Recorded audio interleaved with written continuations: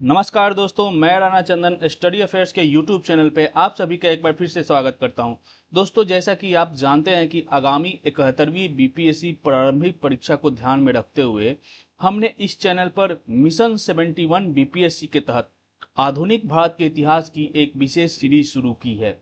इस सीरीज के आज की चौथी क्लास में हम पढ़ेंगे उत्तरकालीन मुगल शासक या साम्राज्य।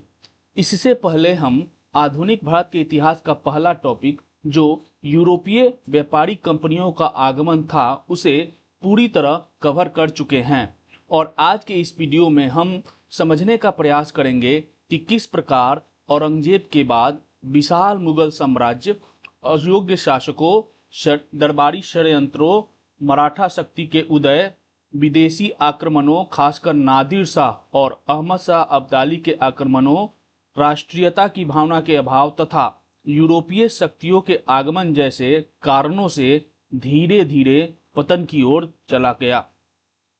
तब पूरा टॉपिक हम विस्तार से करेंगे और अंत में 70 इंपॉर्टेंट एमसीक्यू को भी हल करेंगे, जिससे आपको इस विषय पर अपनी तैयारी को परखने का मौका मिलेगा। दोस्तों, मैं विश्वास के साथ कह सकता हूं कि अगर आप इस पूरे वीडियो को अंत तक देखते हैं तो उत्तरकालीन मुगल शासक से संबंधित प्रश्नों के लिए आप पूरी तरह से तैयार हो जाएंगे। तो दोस्तों, अंत तक बने रहिएगा, यह सेशन काफी इंटरेस्टिंग होने वाला है। दोस्तों, अगर यह वीडियो अच्छा लगे तो लाइक शेयर जरूर करें और अगर आपने अभी तक इस चैनल को सब्सक्राइब नहीं किया है तो स्टडी अफेयर्स यूट्यूब चैनल भी सब्सक्राइब कर लीजिएगा। दोस्तों, इस वीडियो में आगे हम लोग मुगल जो बादशाह है, उत्तरकालीन मुगल बादशाह है, उनको याद करने के लिए एक शॉर्ट ट्रिक भी आपको बताएंगे जो इस चैनल के एक शॉर्ट वीडियो में उसे बताया भी गया है। तो आप ध्यान से इस पूरे सेशन को देखिएगा और अंत में मैं कोहिनूर हीरा से भी महत्वपूर्ण पॉइंट्स को बताऊंगा, जिससे कि कोहिनूर हीरा का संबंध कहां से था और वो किस तरह ब्रिटेन की महारानी के पास चला गया। तो अंत तक बने रहिएगा दोस्तों। चलिए दोस्तों, इस सेशन की शुरुआत करते हैं। एक बार हम लोग जान लेते हैं उत्तरकालीन मुगल सम्राटों की सूची। तो बहादुर शाह प्रथम 1707 से 1712, जहांदार शाह 1712 से 13, फर्रुखसियर 1713 से 1719 और उसके बाद दो सम्राट छोटे छोटे कार्यकाल के लिए रहे। उसमें रफी उल दर्जात 28 फरवरी से 4 जून 1719 और रफी उल दौला यह 6 जून से 17 सितंबर 1719 में ही। तो इन छोटा का कार्यकाल है। उसके बाद मोहम्मद शाह प्रथम 1719 से 1748, अहमद शाह 1748 से 1754, आलमगीर द्वितीय 1754 से 1759, शाहजहां तृतीय, इनका भी छोटा कार्यकाल था और ये एक ऐसा समय था जब एक समय मुगलों के दो सम्राट थे, एक शाहजहां तृतीय और शाह आलम द्वितीय। अंत में शाहजहां तृतीय की हार हुई और शाह आलम तृतीय ने गद्दी को आगे बढ़ाया 1759 से 1806 ईस्वी तक। उसके बाद अकबर द्वितीय 1806 से 1837 और अंत में बहादुर शाह जफर, जिसे बहादुर शाह द्वितीय के नाम से भी जाना जाता है, 1837 से 1857 की क्रांति तक। इन सारे सम्राटों की सूची को आप यहां पे देख सकते हैं। एक छोटा सा ट्रिक है, ऊपर में देखिएगा BJF MAASAB, BJF याद रखिएगा, BJF MAASAB मां साहब, BJF मां साहब, BJF मां साहब, ठीक है।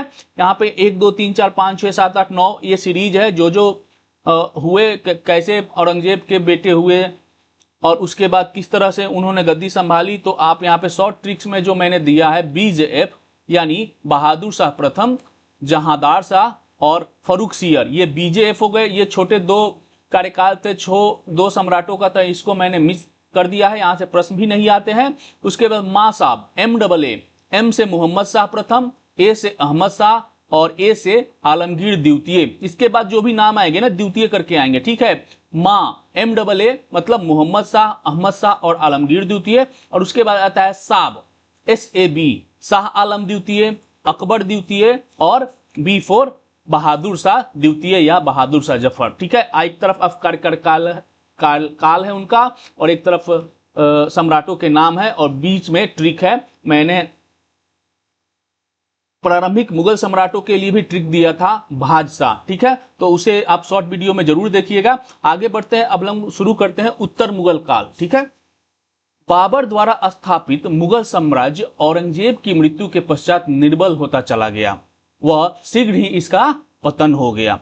मुगल साम्राज्य के पतन के लिए कोई एक कारण नहीं वरन अनेक कारण उत्तरदायी थे, जिन्होंने मिलकर इस शक्तिशाली साम्राज्य के पतन की ओर अग्रसर कर दिया।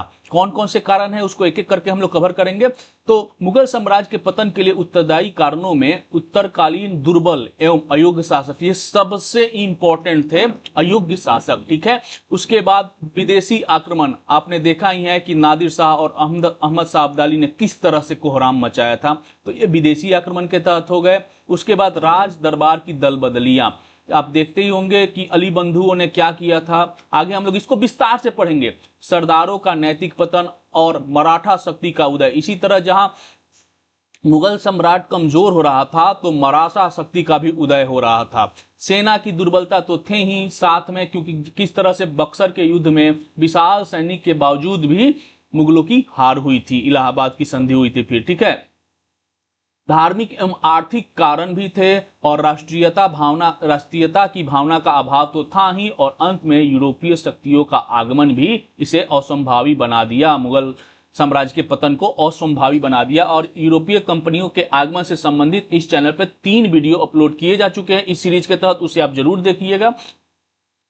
उत्तरकालीन मुगल शासक, देखते हैं कैसे कैसे मुगल शासक हुए। जो पहला टॉपिक है उत्तरकालीन मुगल शासक। 3 मार्च 1707 ईस्वी को अहमदनगर में, याद रखिएगा दोस्तों, 1707 ईस्वी को अहमदनगर में औरंगजेब की मृत्यु के साथ ही भारतीय इतिहास में एक नवीन युग का पदार्पण हुआ, जिसे उत्तर मुगल काल का नाम दिया जाता है। जैसे ही औरंगजेब तक वो मुगल काल था, और औरंगजेब के बाद 1857 तक उत्तर मुगल काल के नाम से जाना जाता है। औरंगजेब की मृत्यु होती है अहमदनगर में 1707 ईस्वी में, ठीक है।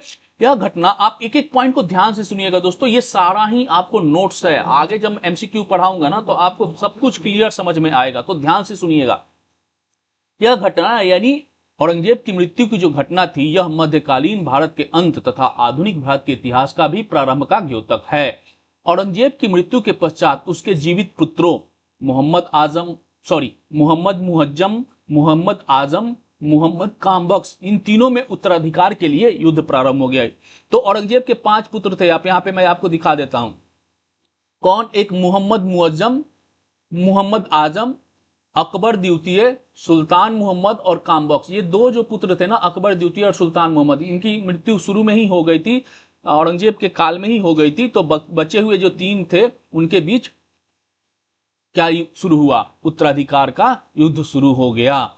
औरंगजेब की नीतियों के प्रबल विरोधी उसके 2 पुत्रों, कौन कौन, मोहम्मद अकबर, जिसे अकबर द्वितीय के नाम से भी जाना जाता है, मोहम्मद अकबर और मोहम्मद सुल्तान की मृत्यु पहले ही हो गई थी, ठीक है। तो बचे हुए 3 में युद्ध शुरू हुआ। औरंगजेब की मृत्यु के समय उसके साम्राज्य में 12 प्रांत थे। क्वेश्चन बार बार पूछे जाता है, औरंगजेब के समय कितने प्रांत थे, 12 प्रांत थे। 21 प्रांत थे, कभी कभी आंखों के सामने भी ना धोखा हो जाता है, 21 प्रांत थे। औरंगजेब की मृत्यु के समय उसके साम्राज्य में 21 प्रांत थे, और इन 21 प्रांतों में एक जो था वो अफगानिस्तान के काबुल में था। आप देखते हैं ना अखंड भारत, तो उसमें काबुल भी समाहित था। अफगानिस्तान के काबुल में एक था, और भारत में जो थे बचे हुए 20, उसमें 14, उत्तर भारत में 14 और दक्षिण भारत में 6 प्रांत थे। दक्षिण भारत के 6 प्रांत कौन कौन थे, औरंगाबाद, बरार, तेलंगाना, बीजापुर, हैदराबाद और खानदेश, ये 6 प्रांत थे दक्षिण भारत के। इन प्रांतों में से उसके जो 3 पुत्र थे, वो तीनों पुत्र कहीं ना कहीं के सूबेदार थे। तो काबुल का सूबेदार कौन था, आजम था। गुजरात का कामबख्श था, मोहम्मद मुअज्जम जो था वो काबुल का सूबेदार था, ठीक है। मोहम्मद आजम जो था वो गुजरात का सूबेदार था, और कामबख्श जो था वो दक्षिण के बीजापुर का सूबेदार था, ठीक है। टोटल 21 प्रांत थे, उत्तर भारत में 14, दक्षिण भारत में 6 और 1 प्रांत काबुल में था।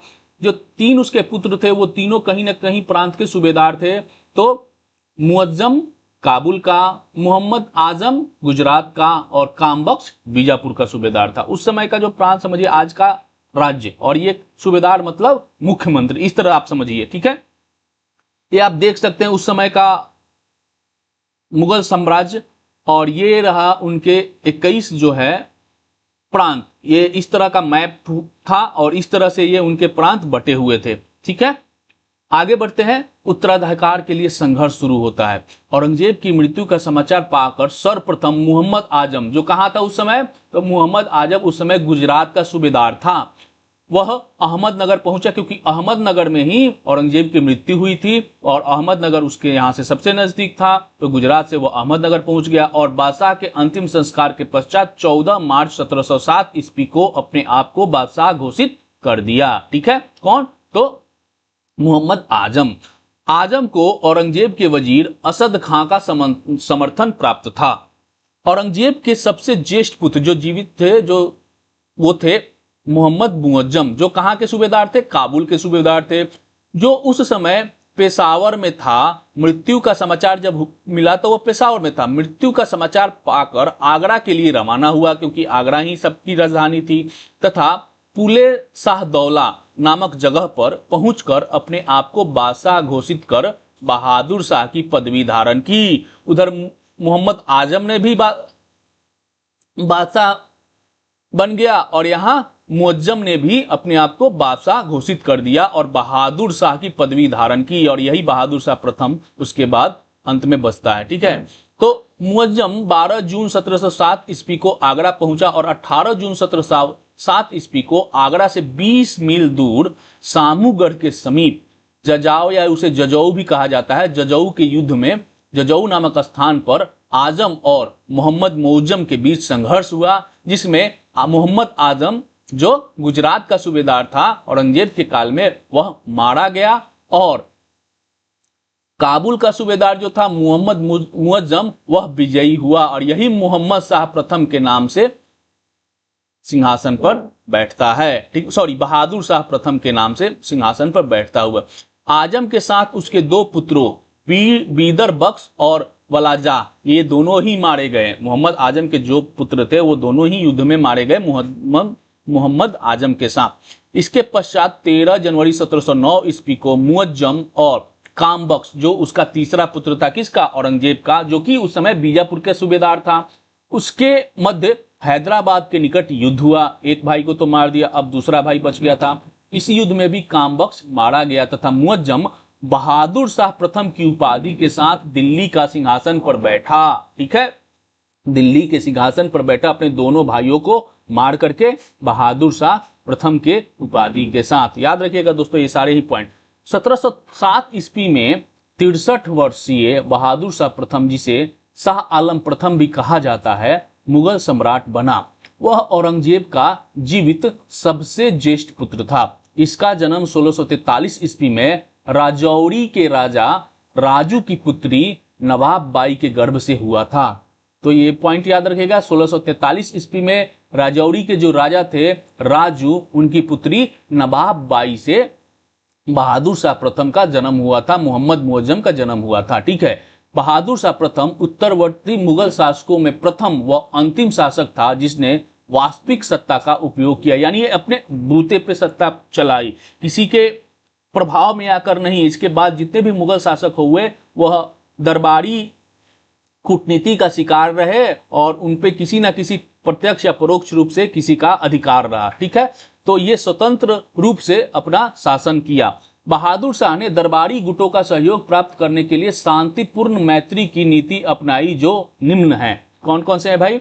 तो पहला है हिंदू सरदारों और राजाओं के प्रति सहिष्णुता की नीति अपनाई। किसने? बहादुर शाह प्रथम ने। और इसका कार्यकाल क्या था? 1707 ईस्वी से 1712 ईस्वी तक। राजपूतों को उनके प्रदेशों में पुनः स्थापित कर दिया, किंतु सूबे के सूबेदारों के ओहदों की उनकी मांग को नहीं मानी। संभाजी का पुत्र था साहू जी, जो 1689 ईस्वी से मुगलों के पास कैद था, उसे 1707 ईस्वी में मुक्त कर दिया गया, ठीक है। किसके काल में? बहादुर शाह प्रथम के काल में ही। बहादुर शाह ने गुरु गोविंद सिंह के साथ संधि कर एक बड़ा मनसब प्रदान किया और मेल मिलाप की कोशिश की। तो बहादुर शाह ने सिखों के साथ भी मैत्रीपूर्ण संबंध स्थापित किए, यहाँ मराठों के साथ भी मैत्रीपूर्ण संबंध स्थापित की, हिंदू राजाओं और सरदारों के साथ भी उसने सहिष्णुता की नीति अपनाई। बुंदेला सरदार छत्रसाल तथा जाट सरदार चूड़ामन के साथ भी मित्रता की नीति अपनाई। फलतः छत्रसाल निष्ठावान सामंत बना रहा, वहीं चूड़ामन बंदा बहादुर के खिलाफ अभियान में बादशाह बहादुर शाह प्रथम का साथ दिया। औरंगजेब द्वारा लगाई गई जजिया की वसूली इसने बंद कर दी, वसूली बंद कर दी, पूरी तरह खत्म नहीं किया, वसूली बंद कर दी। कितने? बहादुर शाह प्रथम ने।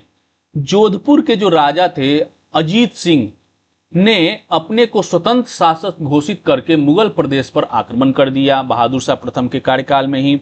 बहादुर शाह ने आमेर, जो वर्तमान जयपुर है, उस समय वहां पहुंचकर वहां के उत्तराधिकार के प्रश्न में हस्तक्षेप करके विजय सिंह को आमेर का राजा घोषित कर दिया। इसके पश्चात वह जोधपुर गया और चूंकि वहां जोधपुर के अजीत सिंह ने अपने आप को स्वतंत्र शासक घोषित कर दिया था, तो अजीत सिंह को परास्त कर उसे क्षमा प्रदान की और उसको मारवाड़ का राजा स्वीकार कर 3,500 का मनसब प्रदान किया। तो आपने मुगल मध्यकालीन भारत में मुगल वंश पढ़ा ही होगा कि मनसब जितना ज्यादा होगा वो उसका ओहदा उतना ही ज्यादा होता है, ठीक है। तो 3,000 का मनसब दिया।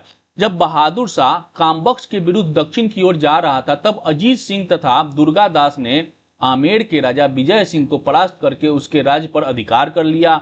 बहादुर शाह को पुनः राजपुताना जाना पड़ा, किंतु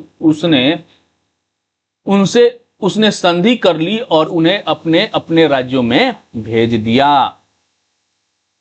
बहादुर शाह प्रथम ने मराठों के प्रति अस्थिर नीति अपनाई और जुल्फिकार खां के प्रस्ताव पर शिवाजी के पौत्र साहू को, जो 1689 ईस्वी में से मुगलों के पास कैद था, मुक्त कर दिया और महाराष्ट्र जाने की अनुमति दे दी।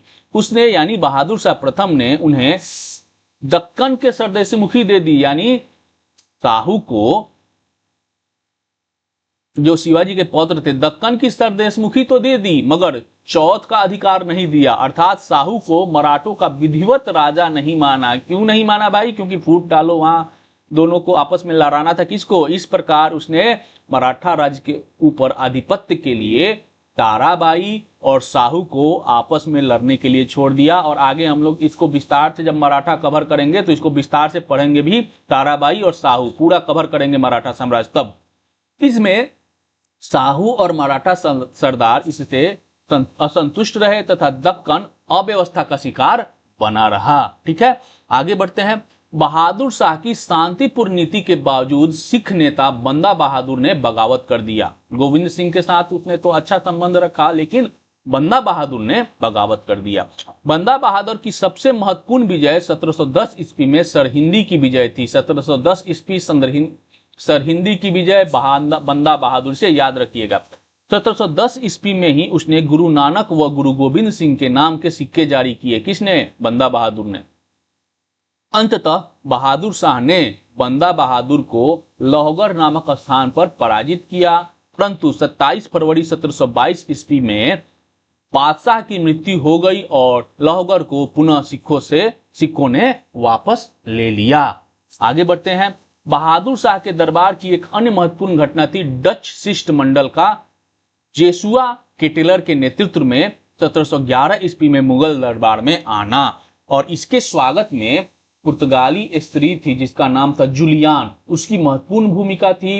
इसे बीबी या फिदवा आदि उपाधियों से विभूषित किया जाता था।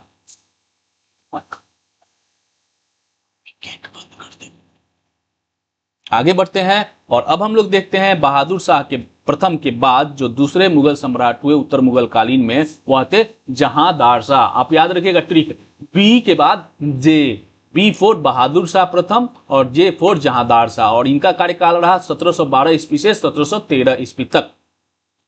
बहादुर शाह प्रथम की मृत्यु के बाद उनके 4 पुत्र थे, जहांदार शाह, अजीमुशान, रफीउशान और जहांशान। इन चारों के मध्य उत्तराधिकार का एक नया युद्ध प्रारंभ हो गया। इससे पहले आपने देखा था औरंगजेब के मृत्यु के बाद उत्तराधिकार का युद्ध हुआ, और अब बहादुर शाह यानी मुअज्जम के मृत्यु के बाद उनके 4 पुत्रों में भी उत्तराधिकार का युद्ध शुरू हो गया।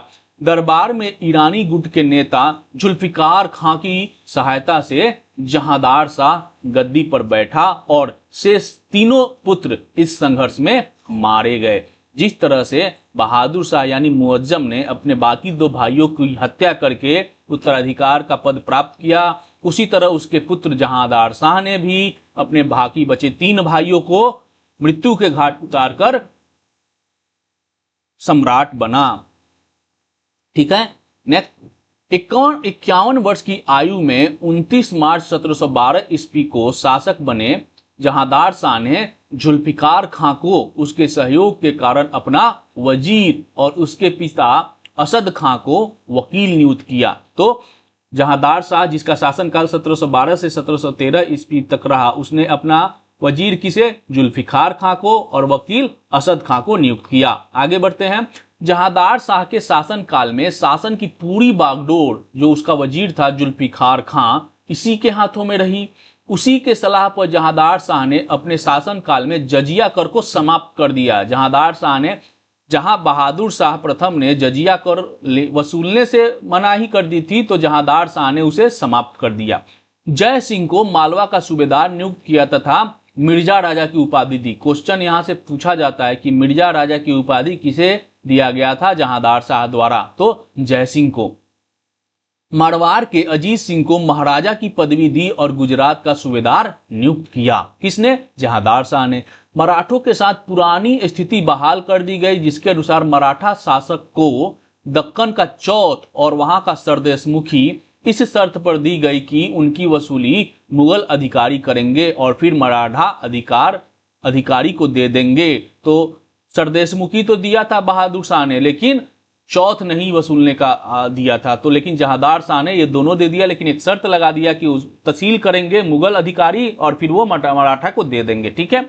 एक नई कार्यवाही के अंतर्गत राजा राम के पुत्र शिवाजी द्वितीय को 300 का मनसब तथा अनूप सिंह का खिताब दिया गया। ठीक है, तो शिवाजी को 300 का मनसब और अनूप सिंह का उपाधि दिया गया।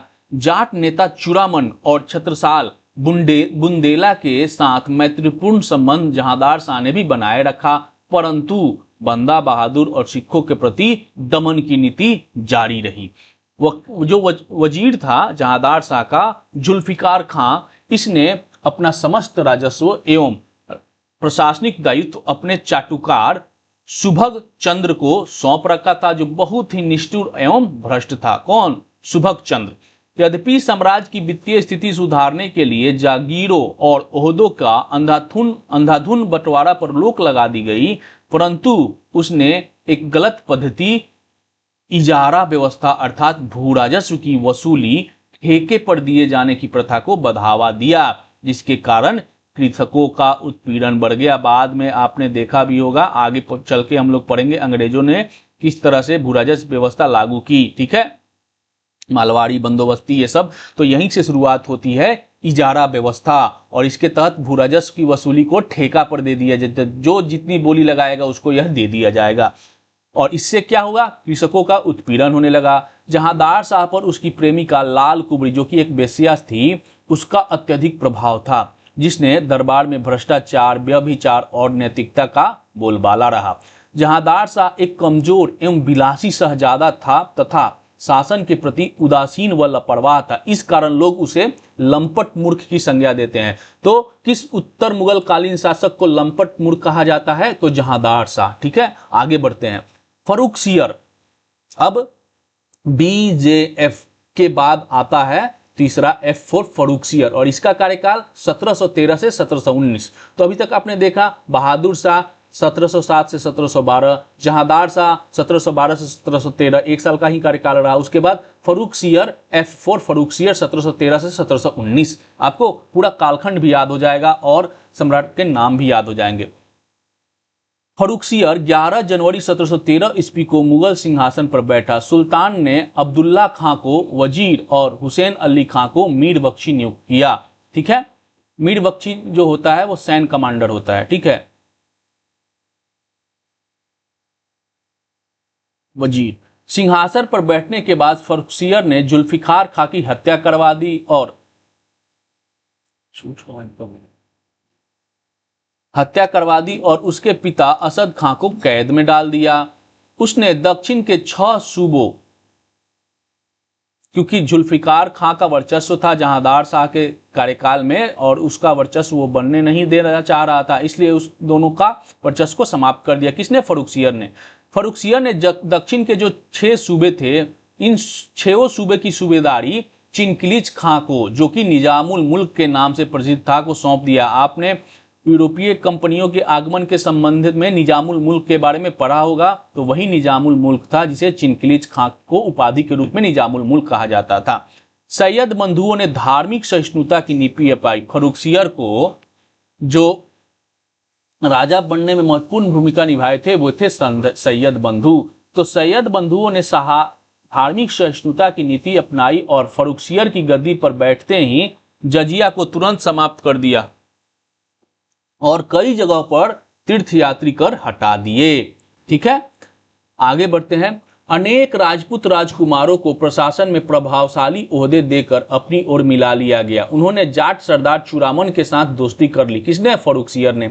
मारवाड़ के राजा अजीत सिंह को उसने परास्त किया और परास्त होने के बाद उसने उसकी पुत्री यानी अजीत सिंह की पुत्री का विवाह, अजीत सिंह ने अपनी पुत्री का विवाह फर्रुखसियर से कर दिया।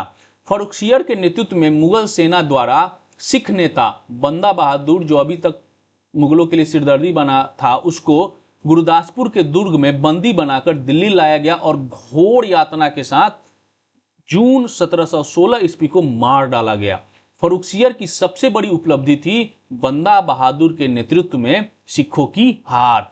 चूंकि बहादुर शाह प्रथम, जहांदार शाह, इनका सिरदर्द बने हुए थे सिख बंदा बहादुर, सिखों के बंदा बहादुर के नेतृत्व में सिख, और फर्रुखसियर ने उसका खात्मा कर दिया। फर्रुखसियर ने 1717 ईस्वी में ब्रिटिश ईस्ट इंडिया कंपनी को शाही फरमान द्वारा बहुत सी व्यापार संबंधी रियायतें दे दी, जिसमें बिना सीमा शुल्क के बंगाल के रास्ते व्यापार भी किया जाना शामिल था। और यह सबसे बड़ी उपलब्धि माना जाता है ब्रिटिश ईस्ट इंडिया कंपनी का भारत में। ठीक है, उसने यानी फर्रुखसियर ने मीर जुमला के प्रभाव में आकर सैयद बंधुओं, किनको? तो अब्दुल्ला खां और हुसैन अली खां के प्रति कृतज्ञतापूर्ण व्यवहार किया। उसने सैयद बंधुओं के जुए को अपने कंधे से उतार फेंकने की सोची और इसके लिए एक षड्यंत्र रचा। चूंकि सैयद बंधुओं के ही कारण फर्रुखसियर सम्राट बना था, तो बाद में देखा कि उसका प्रभाव उस पर बढ़ते जा रहा है, तो बाद में उसने एक तरकीब सोची कि इनको किस तरह से अपने रास्ते से हटाया जाए। परंतु सैयद बंधु जो थे वो फर्रुखसियर से भी अधिक चालाक थे और उन्होंने मराठा नेता साहू के सहयोग से 28 फरवरी 1719 ईस्वी को फर्रुखसियर की गला दबाकर हत्या करवा दी। जैसे अभी फर्रुखसियर सोच ही रहा था अली बंधुओं को रास्ते से हटाना, उससे पहले ही अली बंधुओं ने फर्रुखसियर को ही रास्ते से हटा दिया। और फर्रुखसियर एक दुर्बल, कायर और निदिंत सम्राट था, इसलिए इसे मुगल वंश का घृणित कायर सम्राट कहा जाता है। तो किस मुगल सम्राट को घृणित कायर सम्राट कहा जाता है? तो फर्रुखसियर। आगे बढ़ते हैं। अब 2 छोटे छोटे कार्यकाल के लिए रफी उल दर्जात और रफी उद दौला का कार्यकाल आता है, इसको हम लोग देख लेते हैं। फर्रुखसियर की मृत्यु के पश्चात सैयद बंधुओं ने रफी उल शान के पुत्र रफी उद दर्जात को राज सिंहासन पर बैठाया। यह नाम मात्र का और सबसे कम समय यानी 3 माह 4 दिन तक के शासन करने वाला मुगल सम्राट था। इसके शासनकाल की एक प्रमुख घटना थी इसके शासनकाल की एक प्रमुख पटना सैयद बंधुओं के विरुद्ध नेकोशियस का विद्रोह था। पटना में सैयद बंधुओं के विरुद्ध नेकोशियस का विद्रोह था, जिसमें विद्रोहियों ने उसे आगरा के किले में बादशाह घोषित कर दिया था। याद हो कि नेकोशियस अकबर द्वितीय का पुत्र था तथा अकबर द्वितीय कौन था? अंग्रेज का विद्रोही, औरंगजेब का विद्रोही पुत्र था। वही उसका यानी औरंगजेब का पुत्र था। वास्तव में सम्राट केवल सैयद बंधुओं के हाथ की कठपुतली भर था। 4 जून 1719 ईस्वी को क्षय रोग के कारण रफी उद दर्जात की मृत्यु हो गई। उसके बाद उसका भाई रफी उद दौला सम्राट बना। सैयद बंधुओं ने अब रफी उल शान के दूसरे पुत्र रफी उद दौला को शाहजहां द्वितीय की उपाधि से सम्राट के रूप में सिंहासन पर बैठाया। इसी की अनुमति से अजीत सिंह को अपनी विधवा पुत्री, जो कि फर्रुखसियर से शादी किया था अपनी पुत्री का अजीत सिंह ने, तो उसकी विधवा पुत्री जो थी वह मुगल हरम से वापस मिली, जिसके बाद में हिंदू धर्म ग्रहण किया। ठीक है, इसकी पेचिश रोग के कारण 17 सितंबर 1719 को मृत्यु होती है। यह एक ही इसकी उपलब्धि है कि रफी उल दौरा के ही काल में इसने अजीत सिंह की विधवा पुत्री, जो कि फरुखसियर की पत्नी थी, उसे वापस सौंप दिया, और बाद में वह फरुखसियर की जो पत्नी थी, जो कि अजीत सिंह की पुत्री थी, वह हिंदू धर्म ग्रहण कर ली। इसकी एकमात्र उपलब्धि यही है।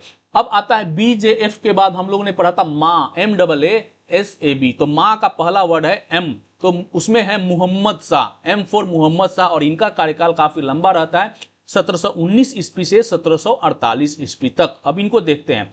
सैयद बंधु शाही कठपुतलों के द्वारा शासन करवाने को कृत संकल्प थे। सैयद बंधु पैक से रहते थे और एक कठपुतली नाम का शासक बना देते थे। अब उन्होंने जहान शाह बहादुर शाह का चौथा पुत्र को जहान शाह बहादुर शाह के जो चौथा पुत्र थे, उसके 18 वर्षीय पुत्र रोशन अख्तर को मोहम्मद शाह के नाम से 1719 ईस्वी में गद्दी पर बैठाया। इन राजाओं को लगातार सिंहासन पर बैठाने से मुगल कालीन भारतीय इतिहास में इन दोनों भाइयों यानी अली बंधुओं को शासक निर्माता यानी किंग मेकर के नाम से जाना जाता है। सार्वजनिक मामलों के प्रति उनकी उदासीनता तथा सुरा और सुंदरी में तालीनता के कारण उन्हें मोहम्मद शाह रंगीला कहा जाता है। किसे? मोहम्मद शाह को मोहम्मद शाह रंगीला कहा जाता था। उसके शासन काल में हिजरों तथा महिलाओं के एक वर्ग का प्रभुत्व था, इसीलिए इसे रंगीला बादशाह कहा जाता था। सिंहासन पर बैठने के बाद मोहम्मद शाह जो थे वह सैयद बंधुओं का आज्ञाकारी प्रतिनिधि सिद्ध नहीं हुआ और वह इनसे मुक्त होने की युक्ति सोचने लगा, क्योंकि ये भी छटपटाने लगा, क्योंकि पूरा जो वर्चस्व था वो सैयद बंधु का ही था। मोहम्मद शाह के शासन काल में सैयदों की छवि उनकी गलत नीतियों के कारण बहुत खराब हो गई थी। बार बार सत्ता परिवर्तन के कारण सैयद बंधुओं का भी साम्राज्य में नाम खराब हुआ था। बादशाह मोहम्मद शाह ने नए मित्रों में सबसे योग्य दक्कन के जो शासक थे खिलिज खां यानी निजामुल मुल्क था, इसके नेतृत्व में एक तुरानिक सैनिक हैदर खान ने 9 अक्टूबर 1720 ईस्वी को मालवा की ओर जाते समय सैयद हुसैन अली की छुरा भोंककर हत्या कर दी। दूसरे भाई सैयद अब्दुल्ला अली ने रफी उस शान के एक दूसरे पुत्र मोहम्मद इब्राहिम को गद्दी पर बैठाकर अपनी शक्ति कायम करने की कोशिश की और उसने अपने भाई का बदला लेने के लिए एक विशाल सेना एकत्रित की, परंतु अब्दुल्ला खां 13 नवंबर 1720 ईस्वी को हसनपुर के स्थान पर हार गया और बंदी बना लिया गया तथा 1722 ईस्वी को विष देकर मार डाला गया और यहीं पे दोनों सैयद बंधुओं की मृत्यु हो गई। ठीक है, मोहम्मद शाह के समय में ही बंगाल, बिहार तथा उड़ीसा में मुर्शीद कुली खां ने तथा अवध में सादत खां ने तथा दक्कन में निजामुल मुल्क ने और भरतपुर और मथुरा में बदन सिंह ने, गंगा यमुना के दोआब में कटेहर रेहुलों के नेतृत्व में तथा फर्रुखाबाद के बंगस नवाबों ने स्वतंत्र सत्ता की स्थापना कर दी, यानी यह कमजोर सिद्ध हुआ। 24 फरवरी 1739 ईस्वी को फारस के शासक नादिर शाह एवं मोहम्मद शाह रंगीले के बीच, यही मोहम्मद शाह जिसे रंगीला कहा जाता था, करनाल में युद्ध हुआ, जिसमें निजाम ने मध्यस्थता करके रंगीला का बचाव किया, यानी मोहम्मद शाह का बचाव किया। इसी के शासन काल में मराठा जो पेशवा था, पेशवा बाजीराव प्रथम 1737 ईस्वी में 500 घुड़सवारों के साथ दिल्ली पर चढ़ आया। मोहम्मद शाह ने 1720 ईस्वी में जजिया कर को अंतिम रूप से प्रतिबंधित कर दिया। तो इसके शासनकाल की कितनी नाकामियां रही। मोहम्मद शाह रंगीला के समय में फूल वालों की सैर नामक उत्सव प्रारंभ हुआ, परंतु यह अपने धर्मनिरपेक्ष एवं वर्तमान स्वरूप में अकबर शाह द्वितीय के शासनकाल में स्थापित हुआ था। यह उत्सव ख्वाजा कुतुब साहिब की दरगाह जो दिल्ली में है वहां पर आयोजित होता है। नादिर शाह की मृत्यु के बाद उसका सेनापति अहमद शाह अब्दाली अफगान शासक बना। उसने 1747 ईस्वी में शासक बनने के बाद पंजाब के सूबेदार शाहनवाज खां के निमंत्रण पर भारत पर आक्रमण कर दिया। ठीक है, लाहौर जीतने के बाद वह दिल्ली पर आक्रमण करने के लिए आगे बढ़ा, किंतु मोहम्मद शाह के पुत्र शहजादा अहमद ने अब्दाली को मच्छीवाड़ी के समीप मानूपुर में पराजित कर लौटा दिया।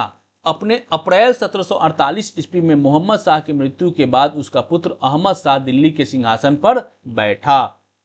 तो मोहम्मद शाह के बाद अहमद शाह, MAA फॉर अहमद शाह, 1748 से 1754। अहमद शाह के समय में अहमद शाह अब्दाली ने 1748 से 1754 के बीच भारत पर 5 बड़ा आक्रमण किया। बादशाह ने अपना वजीर सूबेदार सफदरजंग को नियुक्त किया था एवं अपने प्रिय हिजरों के सरदार जावेद खां को नवाब बहादुर की उपाधि दी, जिससे तमाम अमीर एवं उमरा वर्ग इससे रुष्ट हो गए, क्योंकि हिजरों का सरदार वहां पे बनने जा रहा था। परिणाम स्वरूप सफदरजंग ने नवाब बहादुर का कत्ल करा दिया। सेना को वेतन देने हेतु अहमद शाह को राजमहल के बर्तन तक बेचने पड़े थे। मराठों के सहयोग से इमादुल मुल्क सफदरजंग को अपदस्थ करके स्वयं प्रधानमंत्री या वजीर बन गया। अहमद शाह के काल में साम्राज्य के प्रशासनिक कार्यों में राजमाता उधम बाई तथा का अधिक हस्तक्षेप था, जिसे किबलाए आलम की उपाधि प्राप्त थी। तो इस समय मुगल कमजोर बहुत हो गए थे और वहां मराठा अपने चरमोत्कर्ष पे पहुंच रहे थे। ठीक है, इमादुल मुल्क ने मराठों की सहायता से अहमद शाह को अंधा करके सलीमगढ़ की जेल में डालकर आलमगीर द्वितीय को सत्तासीन करवाया। अब आलमगीर द्वितीय तो MAA का दूसरा वर्ड है, अहमद शाह के बाद आलमगीर द्वितीय, और इसके बाद जो भी शासक होंगे वो उनके नाम के आगे द्वितीय ही लगेगा। तो MAA मोहम्मद शाह, अहमद शाह, अब आलमगीर द्वितीय 1754 से 1759 ईस्वी तक। अजीजुद्दीन वजीर गाजीउद्दीन इमादुद्दौला मुल्क की कृपा से मुगल सिंहासन पर बैठा। उसने औरंगजेब की उपाधि आलमगीर धारण की और अपने को आलमगीर द्वितीय के नाम से घोषित किया। इसके शासन काल में शासन प्रबंध की संपूर्ण शक्ति गाजीउद्दीन यानी इमादुल मुल्क के हाथों में ही थी और एक प्रकार से उसने अपने को राज सिंहासन पर कैद पाया। कौन? तो आलमगीर द्वितीय। आलमगीर द्वितीय के शासन काल में अब्दाली ने पुनः 1756-57 और 1759 में आक्रमण किया और मराठों ने 1758 में दिल्ली पर आक्रमण किया। मुगल बादशाह मूक दर्शक बनकर अपनी आंखों के सामने सब कुछ घटित होता देखता रहा। वह निष्क्रिय रूप से देखता, क्योंकि वो कुछ कर ही नहीं सकता था, इतना शक्तिहीन हो गया था मुगल साम्राज्य। आलमगीर द्वितीय ने अब अपने को गाजीउद्दीन के यानी इमादुल मुल्क के नियंत्रण से मुक्त होने का प्रयत्न किया, परंतु यह षड्यंत्र उसके लिए विनाशकारी सिद्ध हुआ और गाजीउद्दीन ने उसकी हत्या करवा दी। इसी सम्राट के शासनकाल में 1757 ईस्वी में प्लासी के युद्ध में भारत में ईस्ट इंडिया कंपनी की जीत हुई थी और ब्रिटिश साम्राज्य की नींव पड़ी थी। सम्राट कौन था? आलमगीर द्वितीय। देश में किसकी जीत होती है? अंग्रेजों की। प्लासी के युद्ध में सिराजुद्दौला की परास्त होती है और ब्रिटिश साम्राज्य की नींव भी पड़ जाती है। आगे बढ़ते हैं। अब हम लोग आते हैं शाहजहां तृतीय। इसका भी छोटा कार्यकाल था, ठीक है, तो इसलिए हम लोग इसको शॉर्ट जो ट्रिक अपनाए उसमें इसका नाम को ऐड नहीं, क्योंकि इसके समय में एक और शासक थे। आलमगीर द्वितीय की हत्या के समय उसका पुत्र जो था अली गौहर पटना में था और वहीं पर उसने अपने आप को शाह आलम द्वितीय की उपाधि के साथ सुल्तान घोषित कर लिया। शाह आलम तृतीय की उपाधि से घोषित कर लिया, सॉरी। इसी समय दिल्ली में इमादुल मुल्क ने कामबख्श के पौत्र मुही उल मिल्लत को शाहजहां तृतीय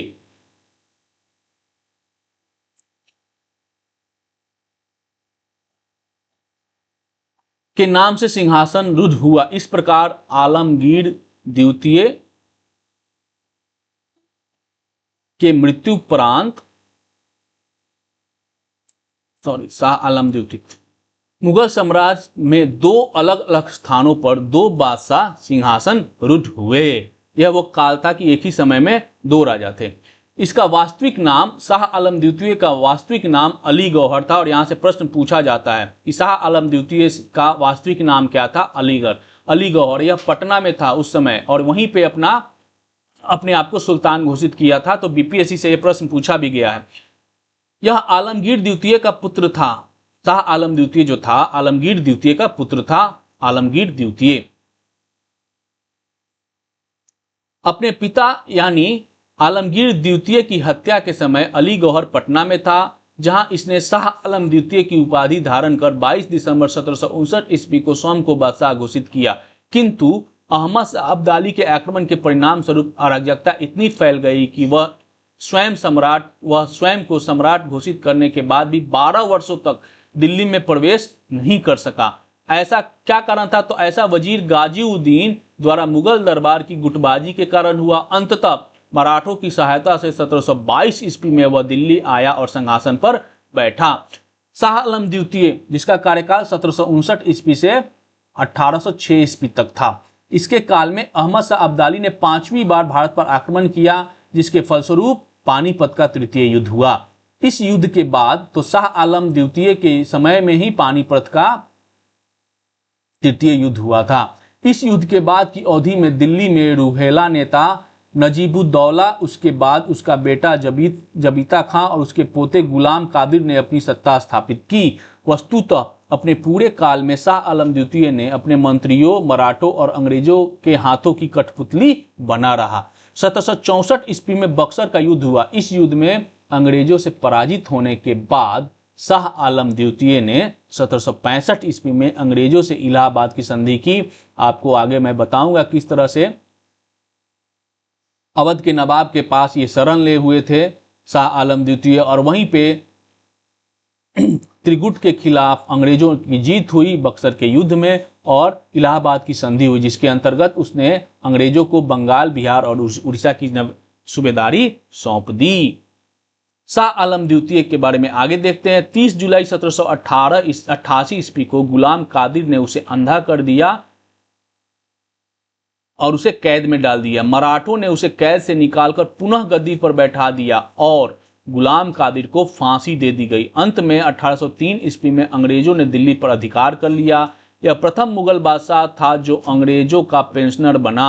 1806 ईस्वी में शाह आलम द्वितीय और लॉर्ड वेलेजली के हस्तक्षेप से मुक्त भारत की प्रथम पत्र मुद्रा के रूप में रुपये का प्रचलन किया गया। शाह आलम द्वितीय और लॉर्ड वेलेजली के हस्ताक्षर दोनों के थे और भारत की प्रथम जो था पत्र मुद्रा, इसके रूप में रुपये का प्रचलन शुरू किया गया। इस रुपये को बैंक ऑफ बंगाल ने 1806 ईस्वी में जारी किया। 1806 ईस्वी में ही उसकी मृत्यु हो गई। किसकी? शाह आलम द्वितीय की। तो MAASABS की मृत्यु हो गई। अब AB यानी अकबर शाह द्वितीय की बारी आती है। इनका कार्यकाल था 1806 से 1837 तक। शाह आलम द्वितीय की मृत्यु के बाद उसका पुत्र अकबर द्वितीय अंग्रेजों के संरक्षण से बादशाह बनने वाला प्रथम शासक, मुगल शासक बना। याद रखिएगा दोस्तों, अंग्रेजों की मदद से, अंग्रेजों के संरक्षण में बादशाह बनने वाला प्रथम मुगल शासक अकबर द्वितीय। इसके समय में 1835 ईस्वी में मुगलों की टकसालें बंद हो गई और अंग्रेजी सिक्कों का प्रचलन हो गया। 1835 ईस्वी में इसने अपनी पेंशन प्राप्त करने हेतु दूत के रूप में राम मोहन राय को राजा की उपाधि देकर ब्रिटेन भेजा। किसने? अकबर शाह द्वितीय ने। इसके समय में इतना कमजोर हो गया कि अपनी पेंशन के लिए भीख मांगने लगा। इसके मतलब अंग्रेजों से भीख मांगना ही तो हुआ ना ये। इसके समय में बादशाह केवल लाल किले तक सिमट कर रह गई और 1837 ईस्वी में अकबर द्वितीय की मृत्यु हो गई। अब आता है बहादुर शाह द्वितीय, जिसे बहादुर शाह जफर के नाम से भी जाना जाता है, और SAB का अंत है ये बहादुर शाह द्वितीय 1837 से 57। अकबर द्वितीय के बाद उसका पुत्र बहादुर शाह द्वितीय अंतिम मुगल बादशाह था। वह बिना साम्राज्य का सम्राट था। हसन अस्करी उसके आध्यात्मिक निर्देशक थे। इब्राहिम जीक और असद अल्लाह खां गालिब उसके कविता के शिक्षक थे। बहादुर शाह द्वितीय स्वयं जफर उपनाम से शायरी लिखा करता था। इसने 1857 ईस्वी के प्रथम स्वतंत्रता संग्राम में भाग लिया था। अंग्रेजों ने उसे हुमायूं के मकबरे से गिरफ्तार किया और उस पर मुकदमा चलाया। अंत में उसे देश से निर्वासित कर रंगून भेज दिया गया, जहां 1862 ईस्वी में उसकी मृत्यु हो गई। इस प्रकार मुगल वंश का अंत हो गया। विदेशी आक्रमण के बारे में देखते हैं तो उत्तरवर्ती मुगल शासकों ने पश्चिमोत्तर सीमा की सुरक्षा व्यवस्था की ओर पर्याप्त ध्यान नहीं दिया था। कारण स्वरूप इन दो ओर से विदेशी आक्रमण नादिर शाह और अहमद शाह अब्दाली के रूप में हुआ। देखते हैं इन दोनों के बारे में। नादिर शाह आक्रमण, तो नादिर शाह का जन्म 1866 ईस्वी में खुरासान में हुआ था। वह एक गरेरिये के स्तर से उठकर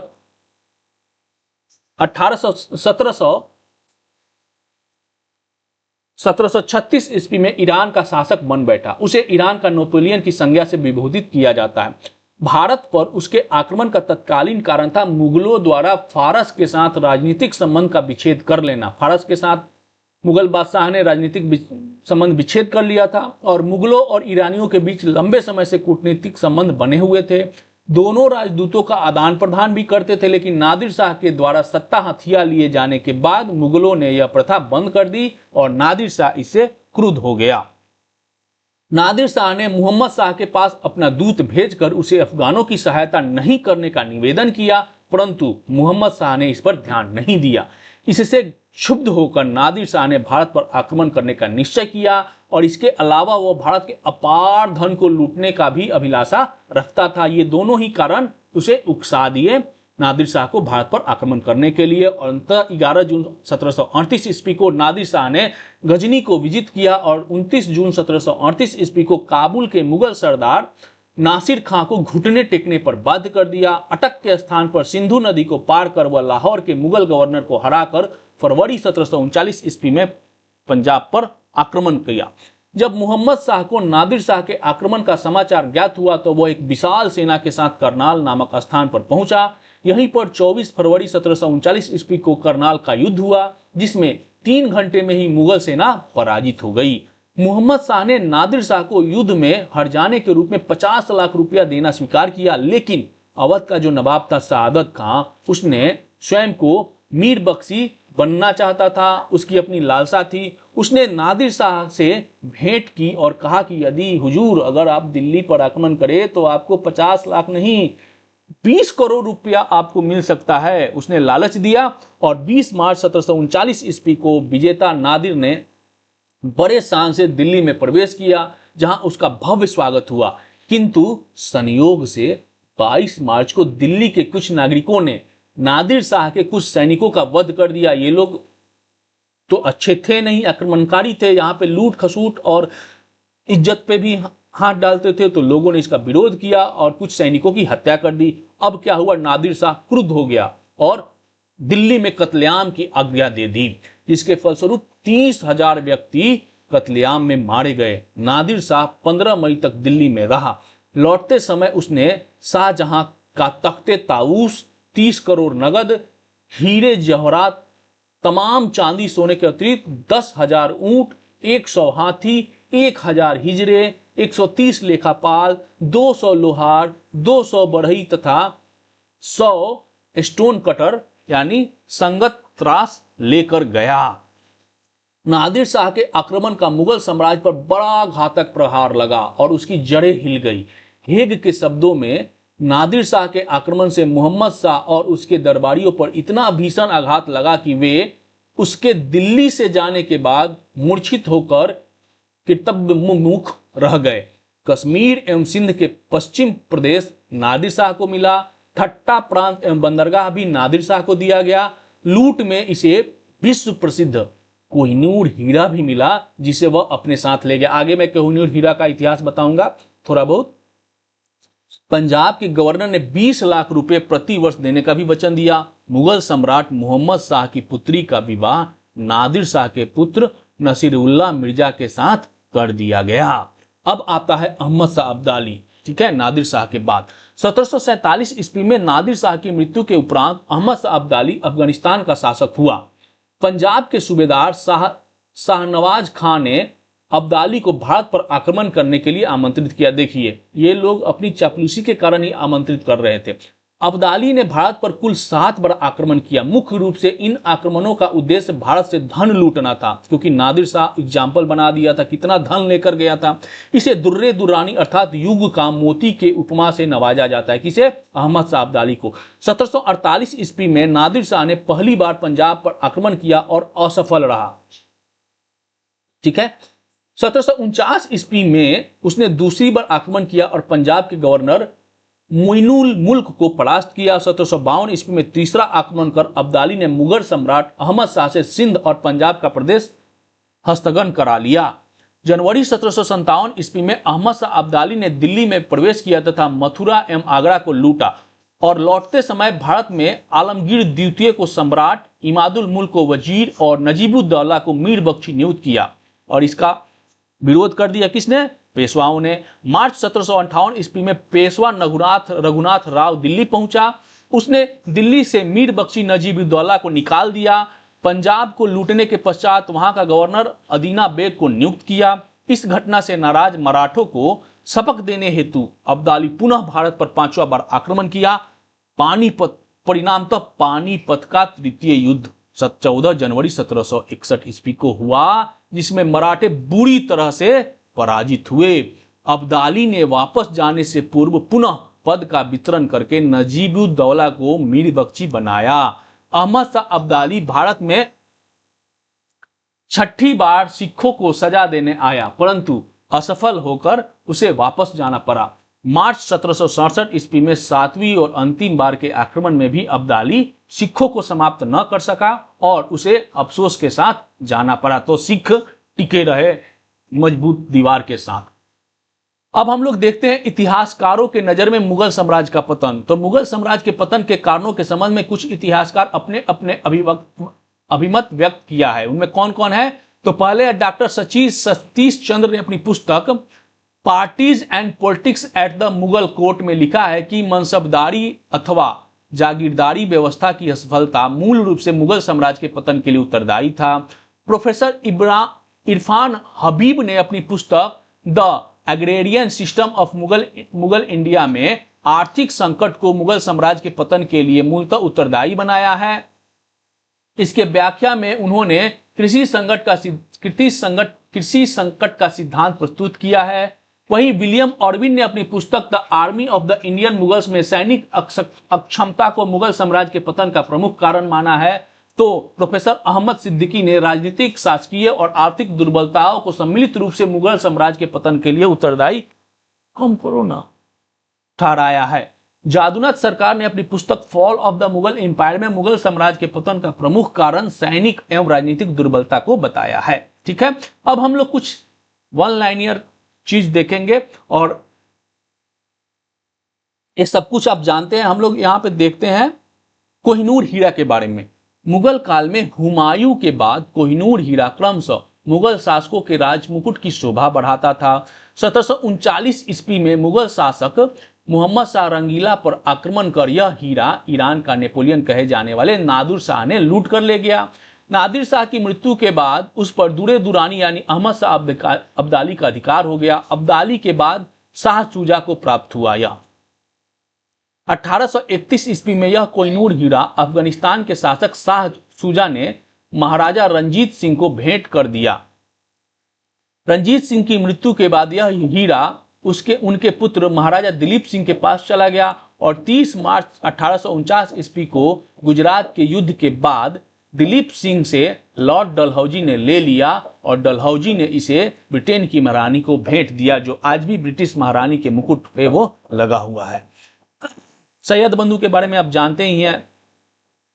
सैयद बंधु कौन थे? परीक्षा की दृष्टि से कुछ इंपॉर्टेंट महत्वपूर्ण बिंदु है, तो हम लोग देख लेते हैं इसे जल्दी में। औरंगजेब की मृत्यु कब और कहां हुई थी? तो 3 मार्च 1707 ईस्वी को अहमदनगर में। उत्तर मुगल काल 1707 से 1857 के कुल 12 शासकों में प्रथम और अंतिम मुगल शासक कौन था? तो पहला थे बहादुर शाह प्रथम और अंतिम था बहादुर शाह द्वितीय, जिसे बहादुर शाह जफर के नाम से जाना जाता था। साहेब बेखबर की उपाधि किस उत्तरवर्ती मुगल शासक को प्रदान की गई है? तो बहादुर शाह प्रथम को। Fall of the Mughal empire किस इतिहासकार की प्रसिद्ध कृति है? तो सर जादूनाथ की।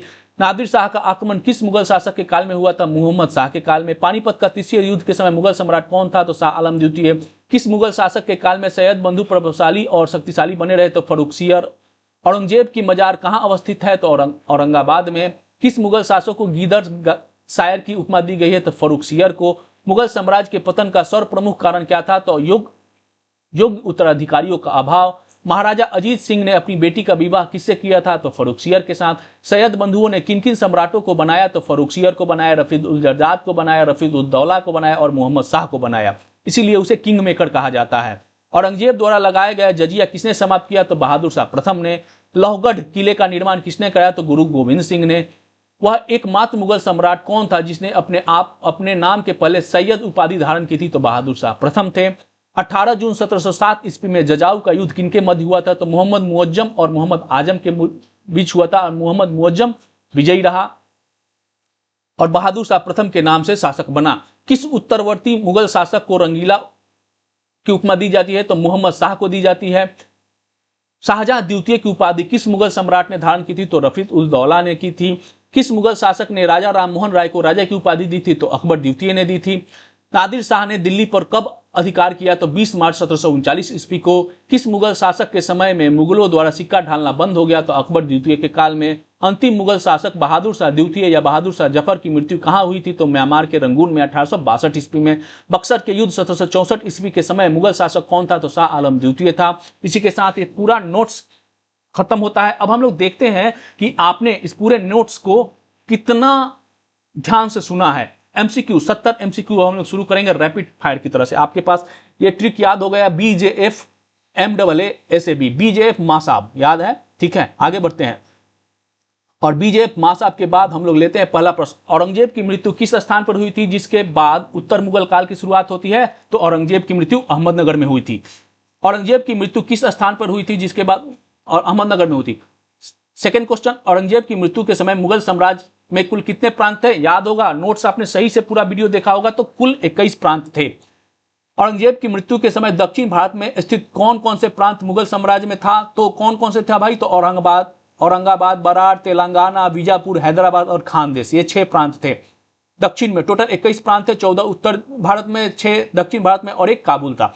औरंगजेब की मृत्यु के बाद सबसे पहले किसने अपने आप को बादशाह घोषित किया? तो किसने घोषित किया भाई? तो मोहम्मद आजम ने। वो कहां था? गुजरात में ही था और वहां से आकर उसने अपने आप को घोषित कर दिया।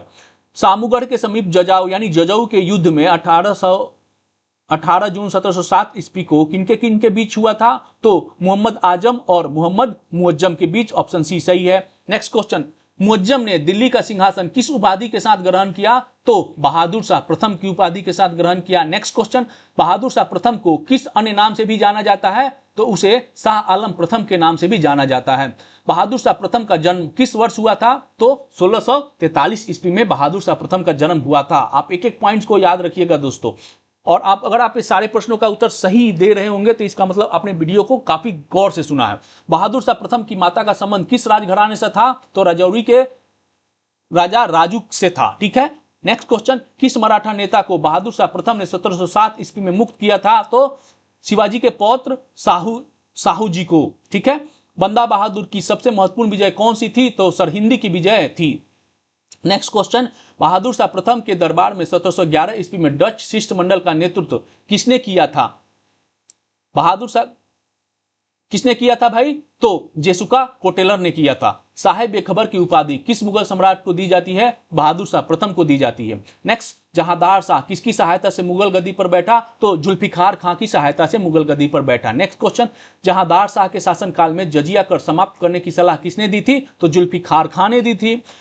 इजरा व्यवस्था यानी भू राजस्व को ठेके पर देने की व्यवस्था किसके काल में हुआ था? तो जहांदार शाह के शासनकाल में हुआ था। जहांदार शाह के शासन में किस मराठा शासक को 3000 का मनसब व अनूप सिंह की उपाधि दी गई थी? तो यह दी गई थी शिवाजी द्वितीय को। नेक्स्ट क्वेश्चन, 1713 ईस्वी में जहांदार शाह को पराजित कर किसने गद्दी संभाली? फर्रुखसियर ने संभाली। इतिहासकार सिडनी ओवन ने बहादुर शाह प्रथम के बारे में क्या कहा है? उन्होंने कहा कि यह अंतिम मुगल शाह था जिसके विषय में कुछ अच्छे शब्द कहे जा सकते हैं। नेक्स्ट क्वेश्चन, फर्रुखसियर किस वर्ष मुगल सिंहासन पर बैठा था? तो फर्रुखसियर बैठा था, आपको याद होगा, BJFB यानी 707 से 12, J 12 से 13 और 13 से 19 यानी 1713 ईस्वी में। नेक्स्ट, फर्रुखसियर ने दक्षिण के 6 सूबों की सूबेदारी किसको दी थी? तो निजामुल मुल्क को दी थी यानी चिंकलीज खां को दी थी। नेक्स्ट क्वेश्चन, फर्रुखसियर के शासन काल में 1716 ईस्वी में किस सिख नेता को पकड़कर मार डाला गया? तो बंदा बहादुर को मार डाला गया था। नेक्स्ट क्वेश्चन, फर्रुखसियर के शासन काल में बंदा बहादुर को। नेक्स्ट क्वेश्चन, 1717 ईस्वी में फर्रुखसियर ने ब्रिटिश ईस्ट इंडिया कंपनी को कौन सी बड़ी सुविधा दी थी? तो इसने क्या दी थी भाई? बिना शुल्क, सीमा शुल्क के बंगाल से व्यापार करने की सुविधा दी थी। फर्रुखसियर की हत्या किसने करवाई थी? तो फर्रुखसियर की हत्या सैयद बंधुओं ने करवाई थी। नेक्स्ट, किस मुगल शासक को घृणित कायर या कायर सम्राट कहा जाता है? तो फर्रुखसियर को कहा जाता है। नेक्स्ट, सबसे कम समय तक यानी 3 माह 4 दिन तक शासन करने वाला मुगल सम्राट कौन था? तो रफी उल दरजात। ठीक। नेकुसियस किस मुगल सम्राट का पुत्र था? तो यह अकबर द्वितीय का पुत्र था। रफी उल दौला को किस उपाधि के साथ मुगल सिंहासन पर बैठाया गया था? इसे शाहजहां द्वितीय के उपाधि से बैठाया गया था। किस शासक के काल में अजीत सिंह ने अपनी विधवा पुत्री को मुगल हरम से वापस लिया और बाद में उसे हिंदू धर्म अपनाया? तो यह रफी उल दौला यानी शाहजहां द्वितीय के काल में। मोहम्मद शाह रंगीला का वास्तविक नाम क्या था? तो रोशन अख्तर था। सैयद बंधुओं को मुगलकालीन इतिहास में किस नाम से जाना जाता है? शासक निर्माता यानी किंग मेकर के नाम से। मोहम्मद शाह को रंगीला किस कारण कहा जाता था? सुरा और सुंदरी में तल्लीन रहने के कारण। नेक्स्ट, सैयद हुसैन अली की हत्या कब कर दी गई? तो 9 अक्टूबर 1720 ईस्वी को। नेक्स्ट, सैयद अब्दुल्ला की मृत्यु कैसे हुई? विष देकर हो गई थी। मोहम्मद शाह के समय किन 3 सूबों में मुर्शिद कुली खान ने स्वतंत्र सत्ता स्थापित की थी? तो बंगाल, बिहार और उड़ीसा। नेक्स्ट, मोहम्मद शाह और नादिर शाह के बीच करनाल का युद्ध कब हुआ था? 1739 ईस्वी में। मोहम्मद शाह के शासनकाल में दिल्ली पर चढ़ाई करने वाला मराठा पेशवा कौन था? बाजीराव प्रथम। मोहम्मद शाह ने जजिया कर को किस वर्ष अंतिम रूप से प्रतिबंधित कर दिया? 1720 ईस्वी में। नेक्स्ट, फुलवारों की सैर उत्सव का प्रारंभ मोहम्मद शाह के समय में हुआ, लेकिन इसका वर्तमान स्वरूप किसके समय में स्थापित हुआ? अकबर शाह द्वितीय के काल में। नादिर शाह की मृत्यु के बाद अफगान शासक कौन बना? अहमद शाह अब्दाली, दर्रे दुर्रानी के नाम से जाना जाता था। अहमद शाह अब्दाली को मच्छीवाड़ी के समीप मानपुर में किसने हराया था? तो शहजादा अहमद ने हराया था। अहमद शाह के समय अहमद शाह अब्दाली ने भारत पर कितनी बार आक्रमण किया था? तो 5 बार आक्रमण किया था। अहमद शाह के प्रिय हिजरों के सरदार जावेद खां को कौन सी उपाधि दी गई थी? नवाब बहादुर की उपाधि दी गई थी। अहमद शाह को सेना का वेतन देने के लिए क्या बेचना पड़ा था? तो राजमहल के बर्तन तक बेचने पड़ गए थे। आलमगीर द्वितीय के शासन काल में 1757 ईस्वी में कौन सी प्रमुख घटना हुई थी? तो प्लासी का युद्ध हुआ था। शाहजहां तृतीय किसके पौत्र थे? कामबख्श का पौत्र था। शाह आलम द्वितीय ने 1765 ईस्वी में इलाहाबाद की संधि के अंतर्गत अंग्रेजों को कौन से प्रांत सौंपे थे? बंगाल, बिहार और उड़ीसा। शाह आलम द्वितीय भारत का पहला मुगल बादशाह था जो अंग्रेजों का पेंशनर बना। अकबर शाह द्वितीय ने राम मोहन राय को कौन सी उपाधि देकर ब्रिटेन भेजा था? तो राजा की उपाधि देकर दिया था। बहादुर शाह द्वितीय का उपनाम क्या था? तो जफर था। बहादुर शाह द्वितीय की मृत्यु कहां हो गई थी? तो रंगून में हो गई थी। नादिर शाह का जन्म कब हुआ था? तो 1688 ईस्वी में हुआ था। नादिर शाह को किस उपाधि से विभूषित किया जाता है? तो ईरान का नेपोलियन कहा जाता है। नादिर शाह के भारत पर आक्रमण का तत्कालीन कारण क्या था? मुगलों द्वारा फारस से राजनीतिक संबंध विच्छेद करना ही मुख्य कारण था। करनाल का युद्ध कब हुआ था? तो करनाल का युद्ध 24 फरवरी 1739 को ईस्वी को हुआ था। नादिर शाह के कत्लेआम में लगभग कितने लोग मारे गए थे? 30,000 लोग मारे गए थे। कोहिनूर का हीरा किस आक्रमणकारी को मिला था? तो नादिर शाह को मिला था। अहमद शाह अब्दाली को किस उपमा से नवाजा गया था? तो युग का मोती यानी दुर्रे दुर्रानी के नाम से। अहमद शाह अब्दाली ने भारत पर कुल कितने बार आक्रमण किए? 7 बार आक्रमण किए। अहमद शाह अब्दाली के किस आक्रमण के दौरान पानीपत का तृतीय युद्ध हुआ था? 5वें आक्रमण के दौरान। पानीपत का तृतीय युद्ध की तिथि क्या थी? 14 जनवरी 1761। डॉक्टर बिपिन चंद्र के अनुसार उत्तर मुगल काल में मुगल साम्राज्य के पतन का प्रमुख कारण क्या था? राष्ट्रीयता की भावना का अभाव। डॉक्टर बिपिन चंद्र के अनुसार तत्कालीन भारतीय समाज में राष्ट्रीय भावना का अभाव क्यों था? तो जाति व्यवस्था, सामाजिक संबंध और राजनीतिक प्रणाली। Parties and politics at the Mughal court पुस्तक में मुगल पतन का मुख्य कारण किसने बताया है?